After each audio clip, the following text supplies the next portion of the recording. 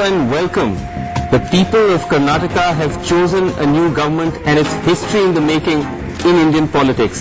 The BJP for the first time coming to power virtually on its own in the south, in Karnataka.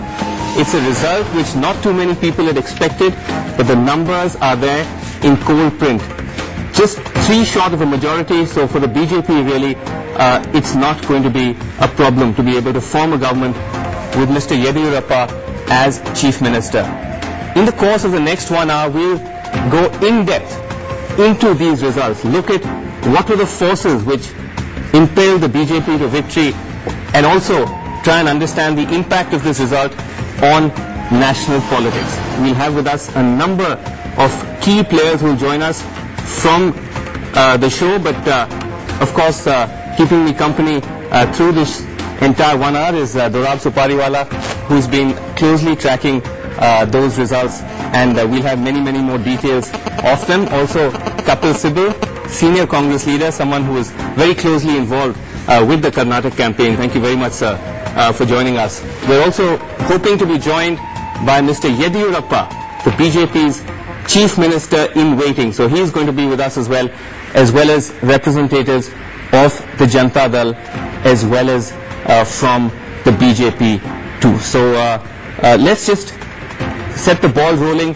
by looking at now the current leads, or I believe most of these are in fact results. So let's have a look at the results as they stand in Karnataka.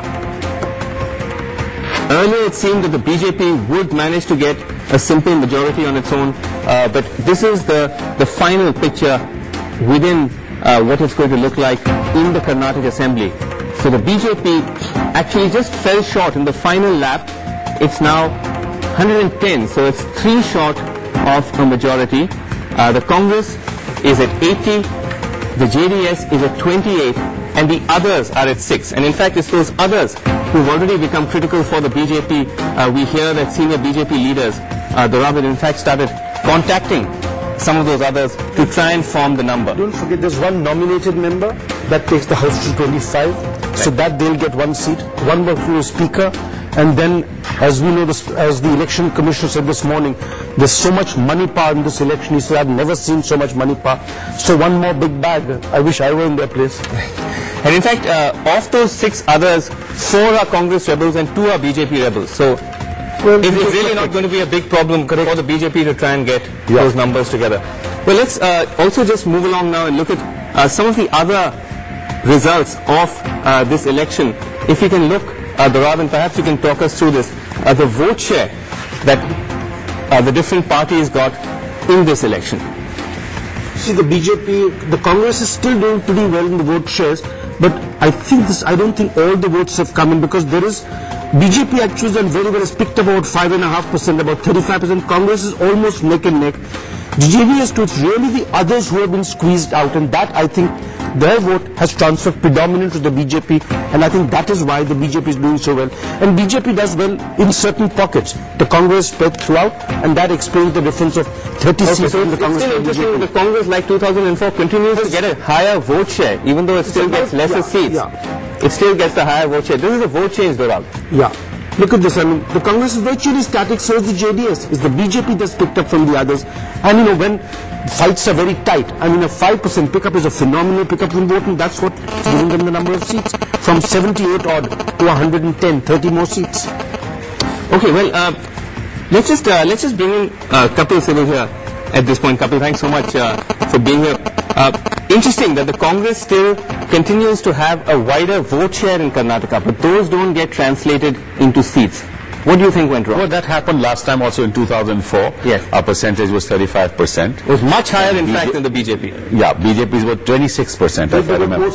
They still got more seats. So what does that tell you? The story of this election is how the dice falls. And the dice falls when you divide the secular vote between Bangarappa, which was in 2004 supporting the BJP. But this time you had Bangarappa with you. No, but Bangarappa was not with us. You know that. There was a tacit arrangement. No, that's only Kwehi's constituency. It was not throughout. Throughout when he put up candidates and there was a fight. So there was no support. So that secular vote was divided. Then the JDS secular vote was divided.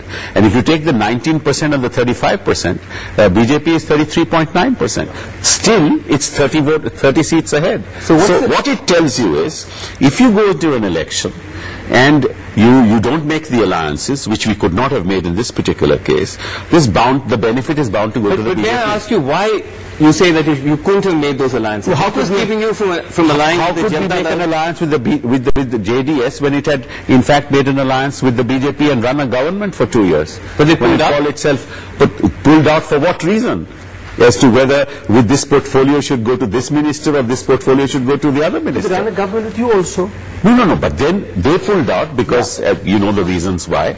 And so we didn't want, ultimately we wanted to give a message to people, and many things we did in this election which were rather principled. We didn't give tickets to sons of politicians and daughters of politicians. We didn't take rebel candidates onto our fold.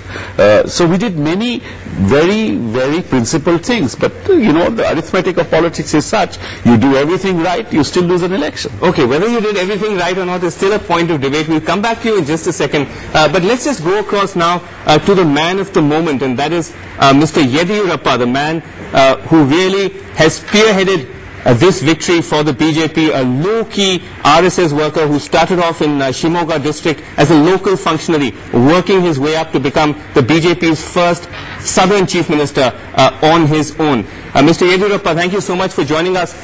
Sir, can I ask you, is this a victory for the BJP or is it a victory for Mr. Yediyurappa?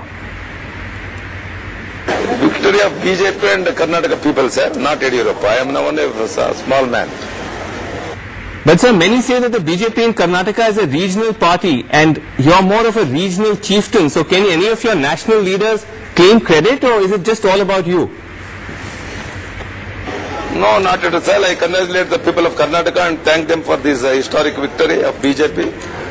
First time in southern part of India, we were able to win about 170 seats. The credit should go to all our well-wishers, BJP workers and peace-loving people of Karnataka, sir.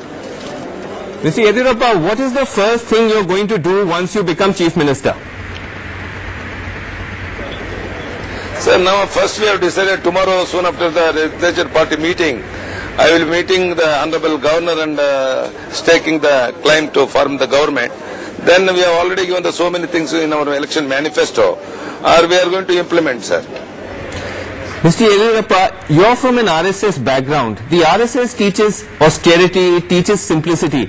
But yet many of the candidates who won from the BJP are the very, very rich. You've got mining barons, you've got real estate barons. How do these two things reconcile? Sir, as you said, I am coming from Parivar. Because of RSS, I am in this place. And more than two-thirds our SC/ST brethren, they won the election in the present election. Other things I will come back to you in detail afterwards. Okay, but Mr. Yediyurappa, what about fears that the super rich lobby will set the agenda for your government? Will your cabinet be full of mine owners and builders? Sir, here agenda will be fixed by the Bharatiya Janata Party. We will not give rumors to any other friends.